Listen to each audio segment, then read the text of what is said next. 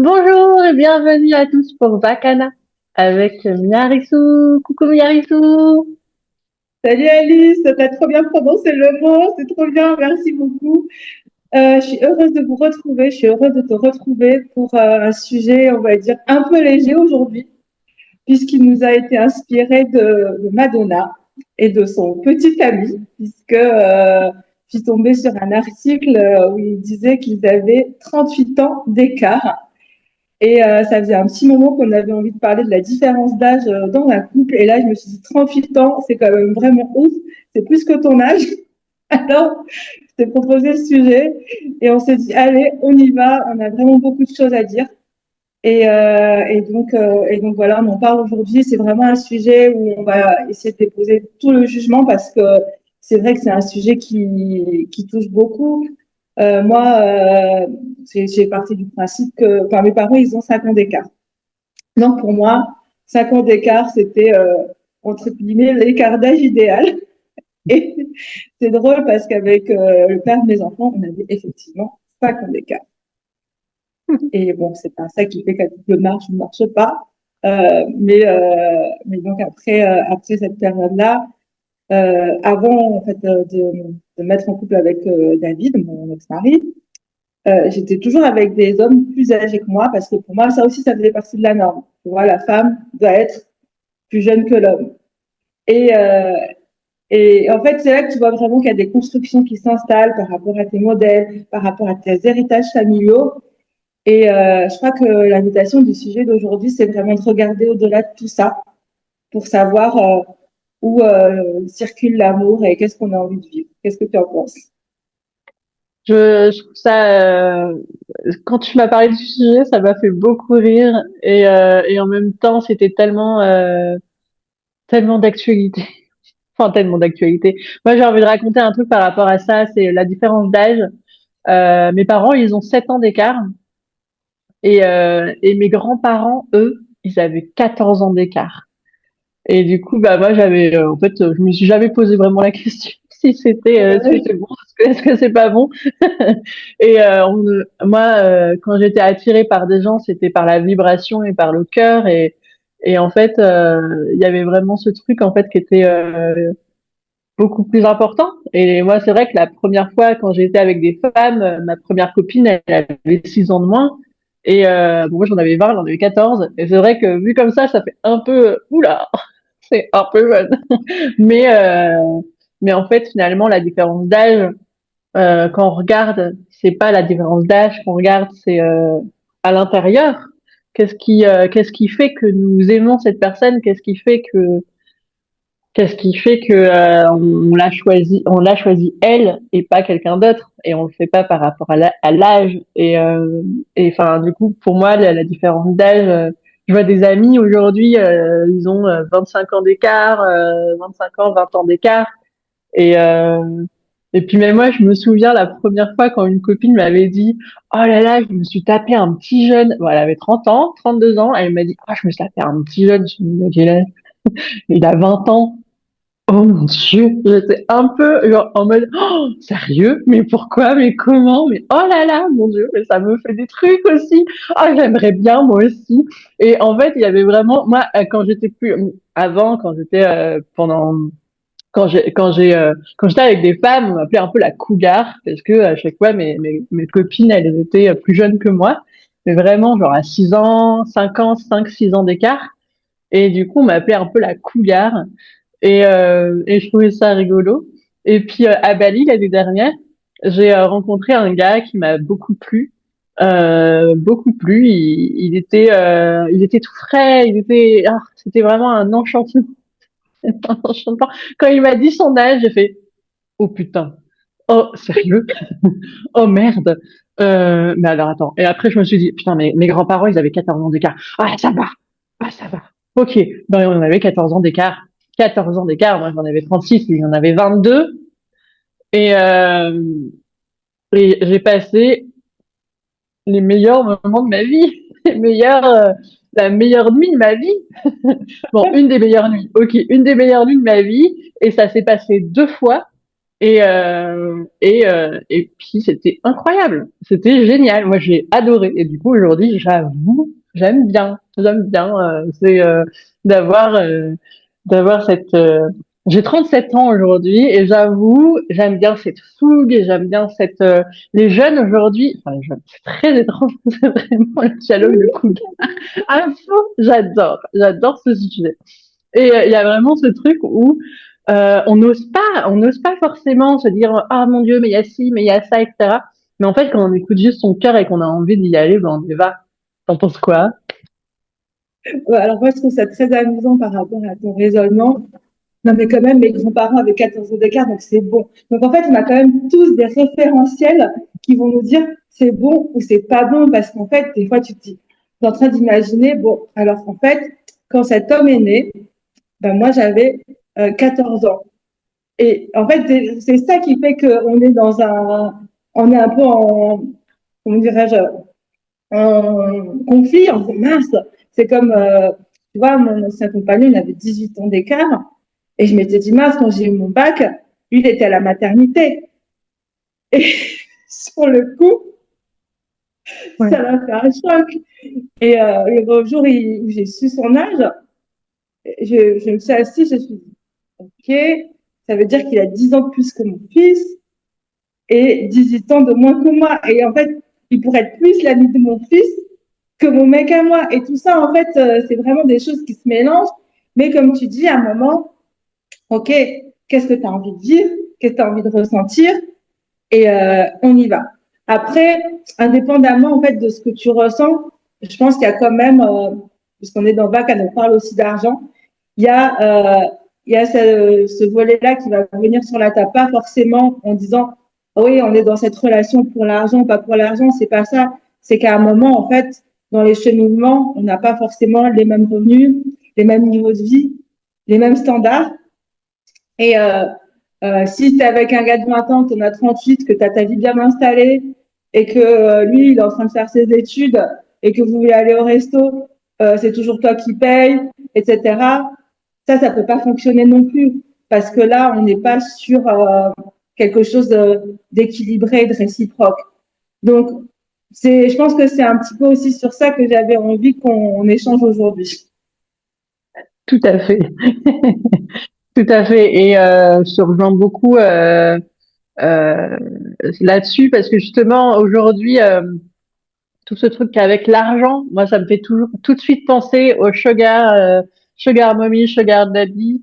Ou mais bon, c'est encore rien à voir parce que, enfin, du coup, moi c'est pas ma perception en lien avec l'argent. Enfin, c'est vrai que moi c'est pour moi ça concerne peut-être les autres en lien avec ça, mais le côté argent, etc. Parce que justement pour moi ça c'est le côté un peu standard où quelqu'un de plus âgé va avoir plus d'argent et aujourd'hui souvent, parfois, pas tout le temps, mais pour moi, l'argent ne rentre pas nécessairement dans dans cette équation.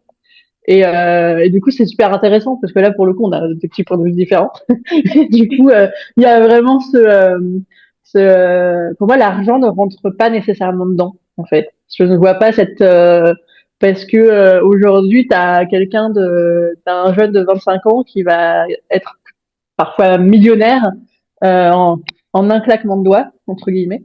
Et puis, tu as cette autre femme ou cet homme, ou peu importe, qui va gagner moins, tu vois. Et du coup, bah, il y a vraiment ce truc aujourd'hui, pour moi, dans la relation, il n'y a pas cette notion d'argent qui se met en lumière. Enfin, il y a, mais en fait, pour moi, l'argent, c'est quand même assez personnel. En fait, j'en sais rien. En fait, je sais pas. Je me suis jamais posé vraiment la question de tout ça. Pour moi, c'est euh, je sais pas, ouais, pour moi, il n'y a pas vraiment cette notion qui rentre dedans. Et j'essaie de ouais, je sais pas. Donc, je te laisse parler sur le sujet parce que moi, ça me parle pas trop pour ce coup de rentrer l'argent dans cette discussion. Et pour moi, bah après, l'argent, c'est une vibration aussi, mais du coup, moi, ça me parle pas trop pour le coup. Voilà. Donc, je te laisse partager des choses en lien avec ça si tu veux. Euh, Ça me fait plaisir. Ça fait penser à un sketch de Florence Foresti. où elle disait ah ouais ben moi aussi j'aimerais bien une sugar mommy, être une sugar mommy, payer des études, aller au resto, tout ça, et c'est moi qui gère. Et c'est vrai que comme tu disais, c'est pas forcément la différence d'âge qui va faire la différence de revenus. Effectivement, ça c'est un autre sujet qu'on voulait aborder, c'est la relation des jeunes aujourd'hui avec l'argent qui est beaucoup plus décomplexée que celle de notre génération à nous, où on nous avait dit ouais il faut en chier pour gagner de l'argent. Je pense que j'allais dire les enfants, les jeunes de 20 ans, 25 ans, ils sont dans l'ère de l'argent facile. Tu es sur YouTube et paf, tu gagnes de l'argent. Donc pour eux, c'est acté. Donc effectivement, si aujourd'hui rencontre un gars de 28 ans, il peut être millionnaire, gagner beaucoup plus d'argent que moi, et le problème ne se posera pas. Cependant, on est encore, je veux dire là par exemple, si je pense à du moins 15, 10, etc., je serais pas encore dans cette génération de jeunes riches. Euh, et euh, et c'est vrai qu'au final, euh, moi, j'ai été amenée à financer beaucoup dans la relation. Et au bout d'un moment, en fait, je trouvais que c'était pas juste. Je trouvais que c'était pas Mm. juste. Et quelque part, en plus, ça déséquilibrait le lien avec un sentiment de redevabilité en face, et moi, un sentiment de porter beaucoup. Et si cette relation d'argent, elle n'est pas, on va dire, assainie dans la relation, ça ne peut pas durer. Et finalement, la question, c'est bon, ok, on peut s'offrir des récréations, on est content un moment, et à un moment, tu te dis, est-ce que la cloche va sonner et tu vas faire autre chose, ou tu continues, mais dans ce cas, quelle conscience tu vas mettre? Parce qu'au final, s'il y a ce gros déséquilibre d'argent, il y a vraiment plus de conscience à installer dans la relation pour que ça ne devienne pas un problème. Parce que ça n'est pas obligé d'être un problème, en fait. Mm. Parce que cette réciprocité peut se retrouver dans plein d'autres choses, dans l'attention, dans le fait de prendre soin. Mais je pense que c'est pas un sujet qu'il faut contourner à un moment. En fait, si tu veux que ça marche, il faut le poser sur la table. Parce que sinon, tu te dis, ouais, mais si je veux juste être avec des gens qui ont le même niveau de vie que moi, c'est pas forcément non plus la meilleure chose à faire, quoi. Il y a un coco qui est à côté parce qu'il a complètement raison. Il dit non mais vous écoutez bien. Pardon. Mais oui, oui, je comprends totalement dans ce sens-là. Moi, c'est vrai que je pense, que je suis pas assez restée longtemps dans mes relations. Moi, je suis pas restée plus de 2 ans dans une relation. Donc, en fait, peut-être que justement, ça ne s'est pas posé dans cette histoire-là parce que on avait, enfin, il y avait pas, je ne pouvais pas rester autant de temps, peut-être dans une relation, tu vois. C'est peut-être pour Ouais. ça que ça me parle pas. Et, et voilà, du coup. Mais j'aime bien toute cette notion, moi, le côté sugar daddy, sugar mommy. Euh, c'était, je sais plus, c'était une amie qui m'en avait parlé parce que je galérais financièrement. À un moment donné, je fais non mais ça va pas la tête. Je crois que je vais être en relation avec un type ou avec là à ce moment-là avec une nana, une sugar mommy, juste parce que je suis en manque d'argent. Mais cocotte, mais je suis pas comme ça moi. Et du coup non, c'est juste pas ok en fait. Et pour moi c'est euh, c'est vraiment une notion quand tu es en relation avec quelqu'un. Moi, du coup, je repars un peu dans ce côté de relation avec peu importe l'âge qu'il a, l'âge qu'il ou elle a, et avec cette différence d'âge. Moi, il y a vraiment ce truc qui est là, c'est que la vibration, en fait, tu ressens en amont si c'est quelqu'un donc qui va t'élever ou que vous allez vous élever ensemble, même s'il y a de l'argent, etc., même si vous avez une différence d'âge, une différence de revenus, une différence de plein de choses, bah en fait, qui va vous solidifier finalement, ça va être votre cœur et votre corps et votre expansion et le regard que vous avez sur la vie, le regard que vous avez sur l'argent, le regard que vous avez sur la relation, le regard, enfin, si vous allez ensemble dans la même direction, c'est quand même, vous voyez votre parcours, vous voyez là où vous avez envie d'être, là où vous avez envie d'aller, Et en fait, c'est ça pour moi qui compte dans une relation, même avec des différences sociétales, statuts, etc. Le plus important, c'est de savoir si vous êtes ancré dans votre réalité et ancré dans votre différence et ancré dans, en fait, votre différence et ça devient une unité parce que du coup, vous allez dans la même direction, vous voyez les choses similaires, etc. Et en fait, même si vous avez des choses différentes avec des différents propos, des whatever, il y a vraiment ce truc où vous rejoignez quand même une même direction et et au-delà de l'amour. Et du coup, et pour moi, ça c'est le plus important, que ce soit quelle que soit la différence de quoi que ce soit, vous allez dans la même direction Voilà. potentiellement. Mais oui, mais oui, mais oui, mais oui, mais mille fois oui. Je pense que c'est vraiment ça qui va faire que la relation va créer vraiment cette reliance. Et puis, quelque part, j'ai envie aussi de parler de détachement par rapport à la relation. C'est que, c'est dans cette relation, bah, il faut vivre le moment présent et pas se dire, il faut que ça dure toujours, il faut que ça dure indéfiniment, quoi qu'il en coûte. Parce que je pense que ça, c'est aussi un des facteurs qui fait que les relations durent sans quelque part continuer. Mm. Et, et parce qu'en fait, moi, je sais que je suis restée 24 ans avec le père de mes enfants. Et je sais aussi que je l'ai profondément aimé, mais pendant longtemps. Mais quand j'ai vu que ça s'effritait, quelque part, tu vois, c'était devenu mon combat en disant non, mais il faut que je tienne parce que j'avais dit à mon père que c'était l'homme de ma vie, donc je ne pouvais pas ne pas tenir.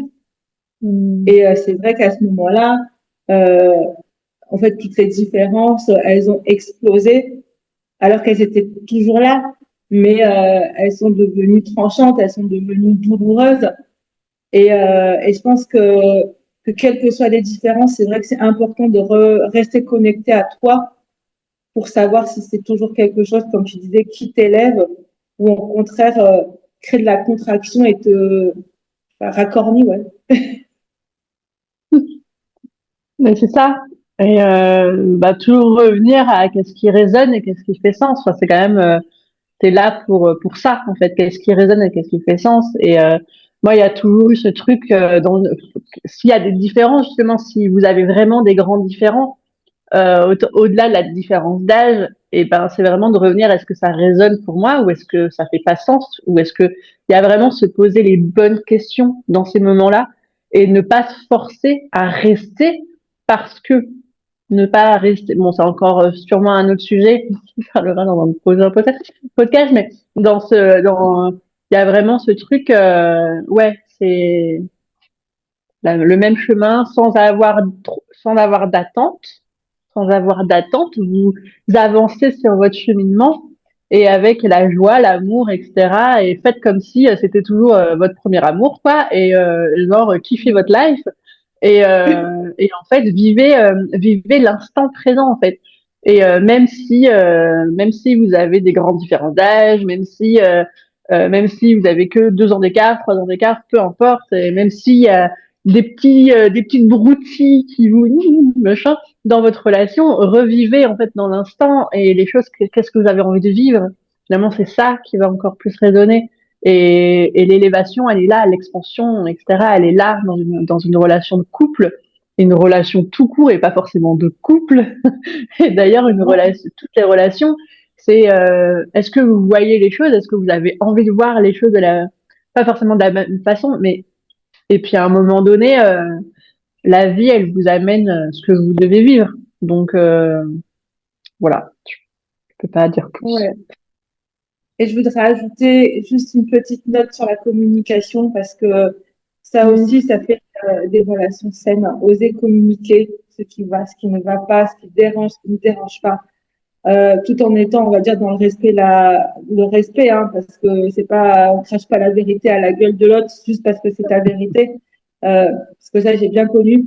Mais je pense que c'est vraiment important de connecter, d'exprimer ses besoins pour que l'autre puisse être cet espace d'accueil, d'expansion. Et puis, moi, j'ai envie de dire, en fait, un vrai couple, c'est un endroit où tu peux t'autoriser, tu peux être contenu dans tes moments chaotiques.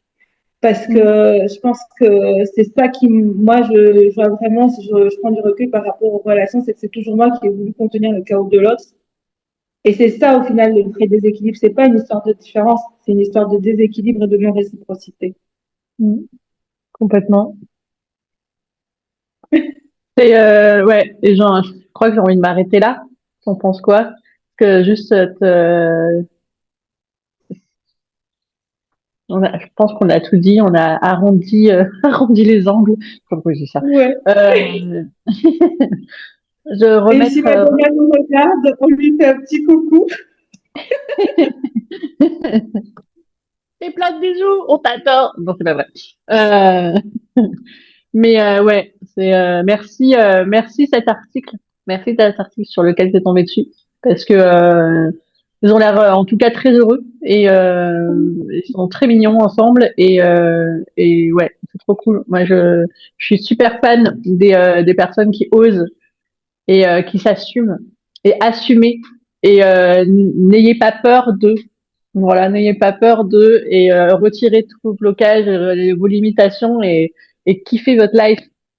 Et si vous Oui, avez envie voilà, si vous avez 40 ans et que vous craquez sur un petit jeune de 20 ans, allez-y. Franchement, profitez, savourez, c'est trop bien. aussi. C'est vraiment les fans, des fans de plus de, là, on a entre 37 et toi 47, on a des, c'est, allez, il faut s'amuser dans la vie. Faut, voilà, hein, faut se lâcher, hein. Voilà. Ouais. Merci Alice. C'était un sujet bien léger qui nous a fait du bien et en même temps, je trouve qu'on a partagé des choses profondes. Ouais. Et c'est ça aussi, Vacan. À bientôt pour le prochain épisode. À bientôt! Bye bye.